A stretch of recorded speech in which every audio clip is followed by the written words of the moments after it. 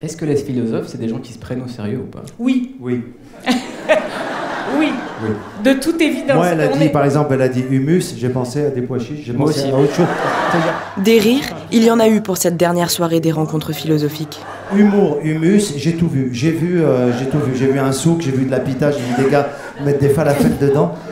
Chichtaouk, c'est bien aussi. Mais est-ce que le rire est lié à la vérité? C'était tout l'enjeu de ce débat. C'est deux concepts qui sont vraiment profondément liés, au sens où le rire peut permettre de dévoiler une vérité cachée. D'ailleurs, c'est le rôle des satiristes ou c'est le rôle des caricaturistes, c'est d'aller montrer ce qu'on ne voit pas nécessairement à l'œil nu, mais en observant de plus près, en mettant une loupe grossissante, un microscope, on arrive à finalement déterrer des vérités, donc dire le vrai. Et le rire est là aussi pour contester la prétention à la vérité. C'est-à-dire les gens qui pensent qu'ils détiennent la vérité et souvent en général quand on croit qu'on détient la vérité, on est plutôt dans la croyance, dans l'illusion que dans la vraie quête de la vérité.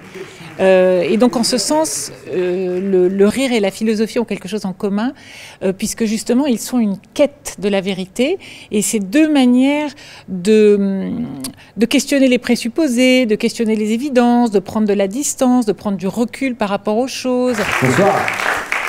Bonsoir à tous. Et qui de mieux pour débattre qu'un professionnel de l'humour? Ce que je pratique de manière un peu naturelle, de manière organique, moi c'est mon ADN, c'est mon esprit, c'est mon langage, l'humour. Ce soir, j'avais l'impression que j'attendais même une ordonnance à la fin. Tu feras telle blague, machin. C'est tellement beau d'avoir ce partage avec les gens. Il y a même des gens qui s'arrêtaient, qui faisaient leurs courses et qui écoutaient parler du devoir de vérité et de Kant. Je dis mais c'est gonflé, c'est magnifique. Et ce que devient Philo Monaco, bravo, bravo, bravo, bravo. Je trouve que ce qu'ils ont réussi à faire, ce soir, c'est à créer un pont. Parce que même si on parle de la même thématique, on ne vient pas des mêmes univers. Un humoriste, une philosophe, c'est vraiment... à part le fait que oui, il questionne le monde, mais on ne vit pas le rire de la même manière, l'humour de la même manière. Et c'était là aussi tout l'enjeu de cette rencontre. Rassembler l'humour et la philosophie, qui sont au final étroitement liés. Les humoristes, je pense, pas tous, mais beaucoup, se posent énormément de questions sur le monde dans lequel ils vivent.